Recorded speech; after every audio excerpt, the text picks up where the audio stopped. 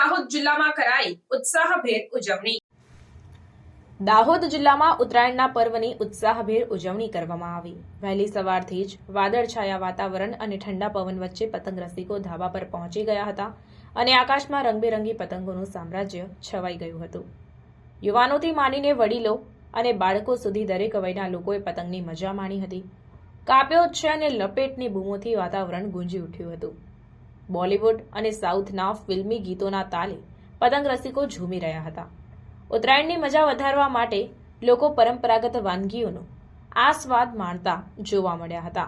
તલ સાંકળી, મમરાના લાડુ, સિંગની ચીકી અને શેરડી જેવી વાનગીઓ સાથે પરિવાર અને મિત્રો સાથે લોકો તહેવારની ઉજવણી કરતા નજરે પડ્યા। વહેલી સવારથી જ અનુકૂળ પવનને કારણે પતંગ રસિકોમાં વિશેષ ઉત્સાહ જોવા મળ્યો હતો।